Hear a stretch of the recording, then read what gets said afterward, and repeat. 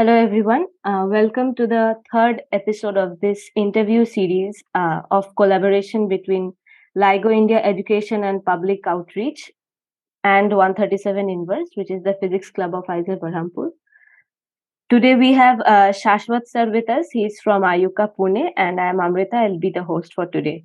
So, sir, good morning and thank you for joining us. So we'll start with our first question to you. We can say that you are one of the most eminent GW scientists in India. So please tell us about your exciting journey. How did it start? What got you interested in gravitational waves in general?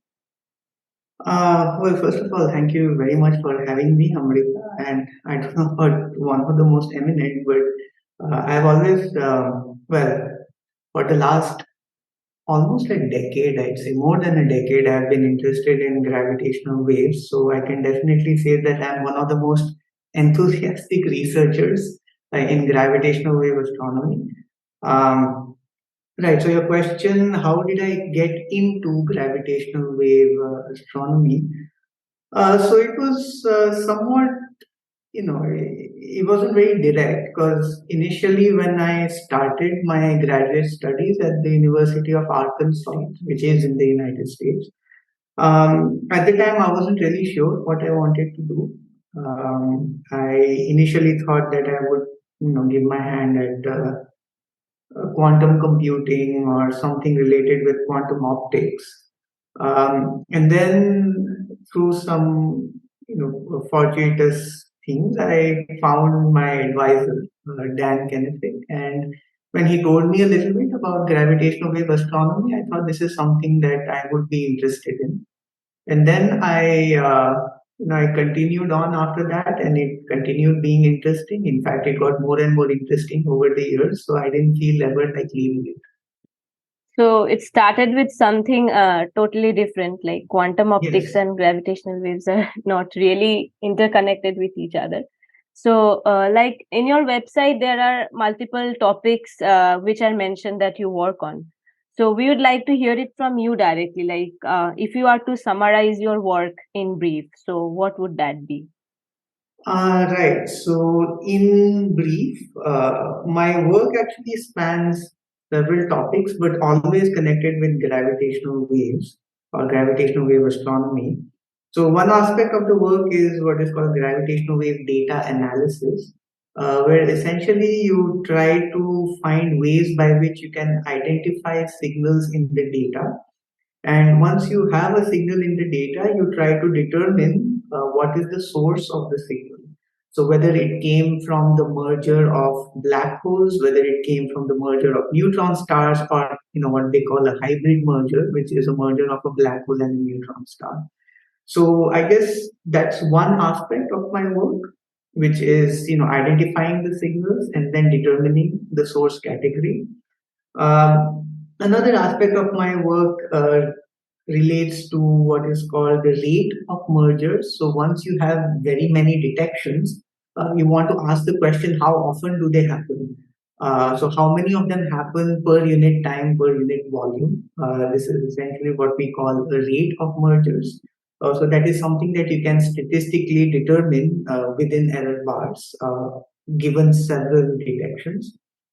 I also got interested during my second postdoc on potential detection. It hasn't yet happened, and that is the lensing of gravitational waves, where essentially large agglomerations of matter, if they encounter gravitational waves, they will lens these gravitational waves, meaning what you will end up with are two copies of the same signal separated by a time interval.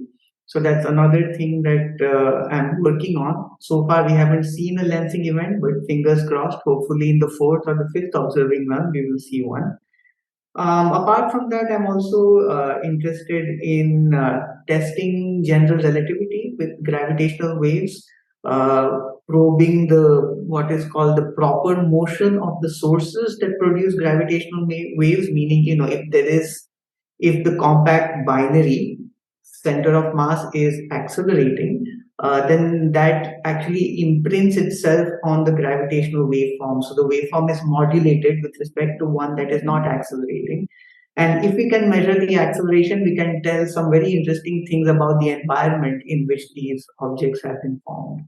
So hopefully that gives you a broad idea of the kind of things that I'm interested in. Of course, it's not just limited to that. If anything within gravitational waves catches my attention, I just go for it. Yeah. Okay, so now we'll move about discussing these topics in further details. Sure. So it has been mentioned in your website that you look for glitches in the LIGO data. So what exactly are these glitches and how do you exactly find out, and what interpretation does these glitches have about Right. from the data? If you could elaborate on that. Right. So, yes, one of my projects actually looked at trying to identify signals from glitches, although currently I don't work in the classification of glitches as such, but yes, indeed, one of my projects was involving glitches. So, what is a glitch? A glitch is basically a noise transient artifact. So, these are, you can call them signals of terrestrial origin. So these are signals that are not gravitational waves, but were caused due to various noise activities in the detector. So they could be seismic noise, there could be photon shot noise and quantum noise, all kinds of noises affect these detectors, as you might imagine, because they are very sensitive. So any slightest disturbance, these detectors are going to pick it up. So glitches are noise artifacts that last for a very short duration, but they span a broad range of frequencies. Now it turns out that standard methods for determining signal in the data are typically fooled by the glitch. So the glitch produces a large signal to noise ratio, and the most standard method cannot actually tell you whether a given event is a signal or a glitch. So then one has to do some extra post processing. So my work actually involved using machine learning to identify signals from glitches. So what I essentially did was that I looked at various properties of what are called triggers, that meaning these are basically events you can think of in the data that crossed a certain signal to noise ratio. So I looked at these events that came from signals, and then I looked at glitches, and then I looked for properties specific to signal triggers and specific to glitch triggers. And then I trained a machine learning algorithm to learn from these patterns, and then you kind of let it loose and see how well it does. And it turns out that using machine learning is extremely useful for identifying signals from glitches. So that was my work regarding identification, or rather segregation between noise and signal. Okay, so data science is very important in this aspect. Oh, yes, yes, absolutely. In fact, there is a very strong push towards trying to merge, or rather interface, gravitational wave astronomy with data science.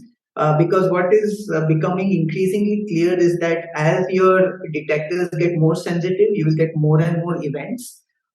Some of these events may be buried very deep inside the noise, and we want to come up with more and more sophisticated methods to pull out these signals from the data. And that is where machine learning would become extremely useful. Yeah. Okay, so we hope more and more data scientists also get interested in this community.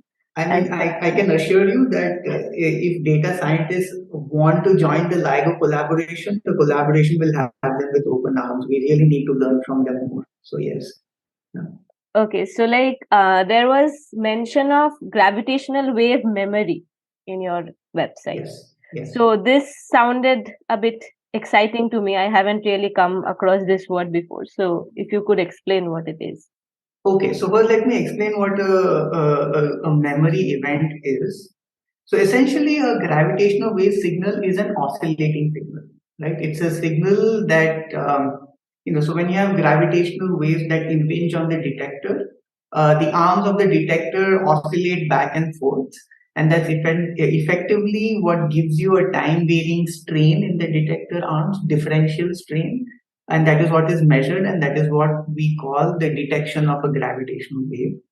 However, it was shown that a second order weaker effect is that gravitational waves themselves, because they are sources of energy, they themselves will produce gravitational waves. So you can think of gravitational memory as a wave of a wave.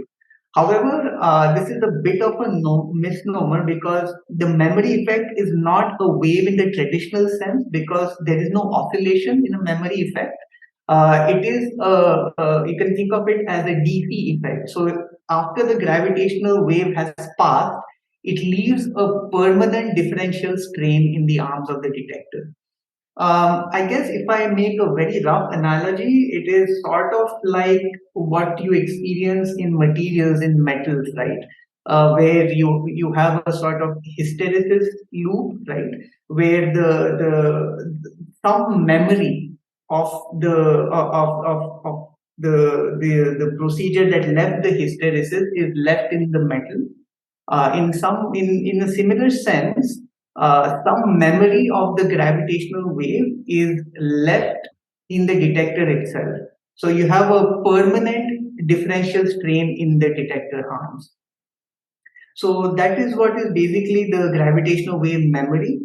It turns out that the gravitational wave memory effect is a low frequency effect, meaning that you need to go down in frequencies well below 10 hertz in order to be able to detect it. But unfortunately, current detectors are sensitive only to 10 hertz. So between about 10 hertz and 1000 hertz, they don't go below 10 hertz.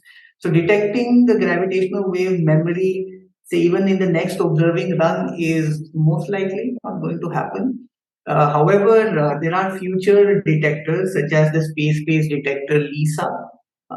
So these detectors will be sensitive in the low frequency regime, and therefore we expect the gravitational wave memory to be detectable there.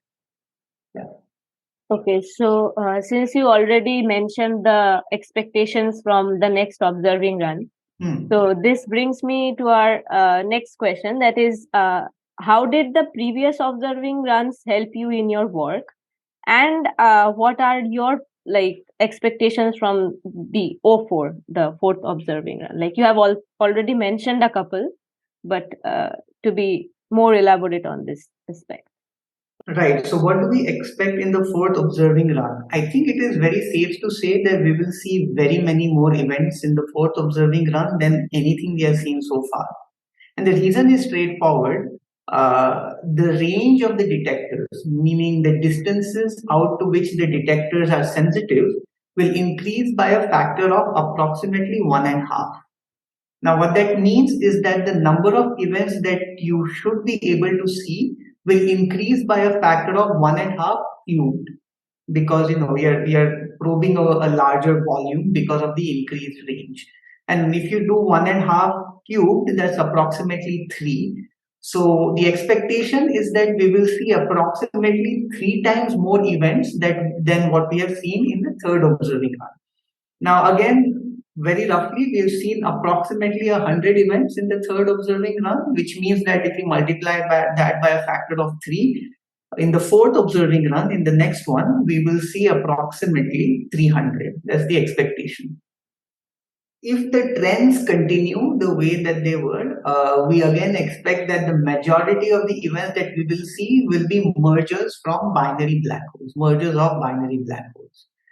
That is something that again I am fairly confident in saying, is that the majority of those 300 odd events or whatever that we will see will be binary black hole mergers. What would be very exciting is if we see more binary neutron star events. So these are mergers that not only produce gravitational waves, but they also produce light, electromagnetic counterpart, as they call it in more technical terms. Now, we know that neutron stars are among, in fact, the most dense state of matter available in the universe, most probably. And therefore, our understanding of that material in those densest of regimes will be made possible by more detections of binary neutron star mergers, because the physics of the ejecta is very much related to the properties of the material that form the neutron stars. And therefore, by doing a joint observation between gravitational waves and electromagnetic telescopes, these are your standard telescopes that are sensitive to light, we should be able to learn a lot more about what is called the equation of state of matter at these densest regimes. So we need to see more of these events in order to be able to learn more about the equation of state of matter in the densest of regimes, which is provided by binary neutron star mergers. Another thing that I really hope happens is if we see neutron star black hole mergers with an electromagnetic counterpart. So far that has not happened. We have seen two neutron star black hole mergers, but no electromagnetic counterpart was detected. My hope is that in the next observing run, we will not only see a neutron star black hole merger, but we will also be able to see its electromagnetic counterpart. So the basic idea of why a neutron star black hole merger will produce a electromagnetic counterpart is because the tidal forces of the black hole will rip apart the neutron star, which will then release electromagnetic waves, basically, or in various wavelengths. You have all kinds of very interesting phenomena. You have short gamma ray bursts that are produced. There are kilonovae that are produced. So hopefully we will see something like this as well in the next observing run. So yeah, these are some of the things that I'm hoping will happen. One thing that we consistently look for is for signatures of the violation of general relativity, meaning that we know that general relativity cannot be the complete description of space-time and the universe, because we know that it is fundamentally incompatible with quantum mechanics. So gravitational waves could be one means by which we can hopefully see some violation of general relativity. So far, we haven't seen anything like that. But if we see something like this in the fourth observing run, that would be, I think you can imagine that would be absolutely spectacular if that happens. But we keep trying and hopefully something will reveal itself. And of course, finally, the last thing that I'm hoping will happen is that we will see a signature of a lensed event, like I mentioned. So gravitational lensing of gravitational waves, I hope we see at least one such event in the next observing run. The current rate estimates realistically predict that we need to be even more sensitive to see lensed events. So probably not in the next observing run, but the one after that in O5. But one never knows, because these things are ultimately governed by Poisson statistics, and we may get lucky, and we may see something even in the next observing run. And I guess we had one part of your question was what can we learn from the previous observing runs? Yes, yes. So I would say, I mean, there are several things that one can learn, but one thing that I would say is that we already have some idea of what it would entail to do a joint follow-up between gravitational waves and electromagnetic telescopes. So there was a very famous event, GW170817, which was observed in the second observing run, and it produced gravitational waves as well as it was the merger of two neutron stars. That was the very first event that actually enabled this joint follow-up between gravitational waves and electromagnetic telescopes. And since then, there has been a lot of progress in kind of synergizing these two, right? Because you have two very big communities involving gravitational wave people and electromagnetic follow-up people. And in the third observing run, there was some improvement with respect to the second observing run. There were real-time releases of what are called GCNs. These are circulars that immediately give you information about what the source was and where it is located in the sky, so that electromagnetic telescopes can slew their telescopes to the right location and scan that patch of the sky to search for EM counterparts. So I think that technology has become better now, and the hope is that in the fourth observing run we will do much better than what we did in the third observing run and in the second observing run. Okay, so since you talked about violation of general theory of relativity, so Hmm. just a fun question popped up in my mind. Like, do you personally believe in any alternate theories of gravitation?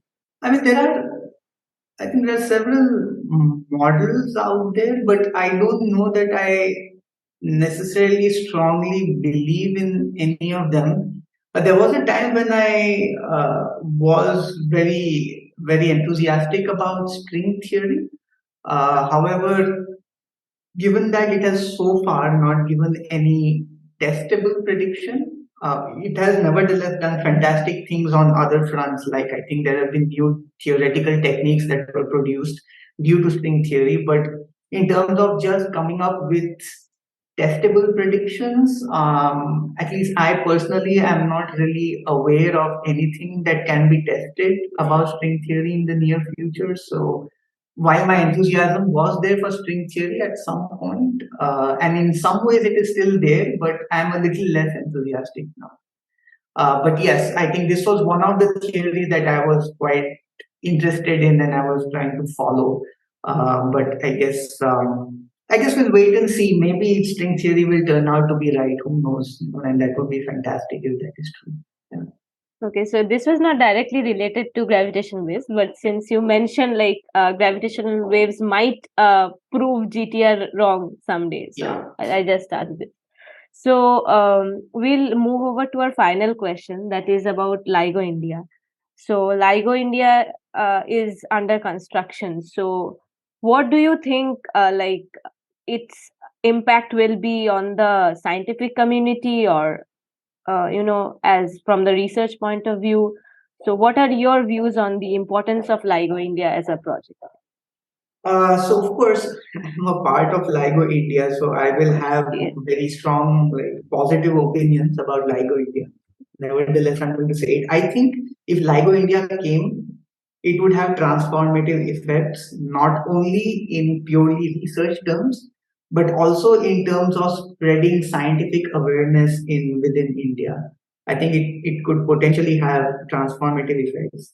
Now, let me start with the research aspect. Why LIGO India is so important for gravitational waves? So I had spent some time on talking about electromagnetic follow-up. So as you can imagine, the key to electromagnetic follow-up is sky localization, right? So there is this saying in the real estate business that the key is location, location, location. It's a very famous statement in the real estate business. I can say, if I borrow that from the real estate business, that in gravitational wave multi-messenger astronomy, the key is sky localization, sky localization, sky localization. Without that, nothing can happen. So in order to get So first of all, why is sky localization important? So you can imagine that these events are transient; they don't last for very long. So there are some things that happen right at the time of the merger. There are some things that happen right after the merger, and so on and so forth. Now, what has happened will not happen again, which means that you have to catch it right when it happens. Now, the problem is that with just three and now four detectors, you have a limited error bar on where the source is located. So the problem with gravitational wave detectors is that they by themselves, a single detector has very poor localization ability. Now, if you have multiple detectors using triangulation methods, you can triangulate where the source is in the sky. However, even with four detectors, the sky localization is very poor. So if the sky localization is very poor, what it means is that the telescope has to scan that entire patch of the sky to search for the electromagnetic counterpart. Of course, scanning for a patch of the sky, it's time consuming, and it could happen that some of the transient events have already happened and left, which means that you have effectively missed some of the electromagnetic counterparts surrounding the merger of the event. So what do you do? How do you get better sky localization? You essentially need more detectors. And it turns out that LIGO India is not only an additional detector, but the fact that it will be located in India gives you a much larger baseline. Say if you compare the LIGO detectors in USA and you have now a LIGO detector in India, and that effectively allows you to further localize the source and improve it by a factor of several, the sky area. And what that means is that you now give yourself a much better chance of capturing the electromagnetic emissions surrounding the merger. Uh, so that's why I think LIGO India is extremely important from the perspective of multi-messenger astronomy. There is another very interesting aspect of LIGO India, which doesn't directly relate to multi-messenger astronomy, and that is looking for what is called polarization content in the gravitational waves. So in standard general relativity, it turns out that you have two polarizations that are possible of the gravitational waves. Unfortunately, you don't actually see the individual polarizations by themselves. What you see is a linear combination of the two. So what that means is that if you want to be able to determine whether there are additional polarizations, because you only see a linear combination of them, what you need is more detectors. And the more detectors you have, the more you can find a way by which to disentangle these different polarizations and determine how many of them are there. And if we find that there are more than two polarizations, this would be again a spectacular test of general relativity, because general relativity only predicts two polarizations. That's another very important aspect of LIGO India if it is built. Because if we do see a violation of GR and LIGO India was instrumental in its discovery, you can imagine what kind of it would really imprint itself in the annals of science if that happens. So one application is guaranteed, and that is the improvement in multi-messenger astronomy. The other is potentially extremely exciting. So there are two big reasons why LIGO India, from a research perspective, would be extremely useful.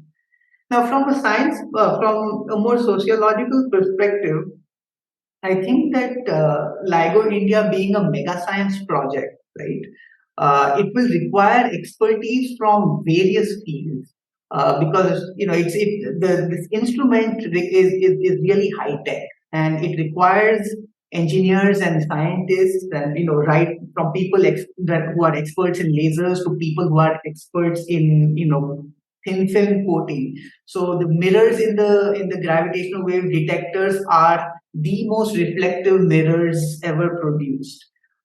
So that kind of technology is also required. So all of this basically opens up opportunities for people from various fields and backgrounds to contribute to this project. So as you can see that it's not just, even though we call it gravitational wave astronomy, in order for that to happen, it really requires a joint effort from people in a number of different areas. And LIGO India will enable that within the Indian community, and that, as you can imagine, would be transformative in my opinion. Okay, so I think that was a wonderful discussion. Like, we really got insight into what exactly LIGO India is going to do and what are the expectations from this mega science project. And I also hope that our audience has enjoyed it a lot. So our audience is basically, target audience is basically the science community, and obviously, since I am a physics student, so it is also targeted to the other physics majors who are interested in gravitational wave astronomy, or as you mentioned, that it calls for enthusiasts from all fields. So I hope like people are all, they are inspired from your interview. So thank you, sir, for your time, and I'll call it a day here. Okay, well, thank you very much, Amrita. I really had a lot of fun in this interview. And yes, and I do hope that this encourages people to participate more in LIGO India related things and also gravitational wave astronomy. So, thank you. Thank you, sir.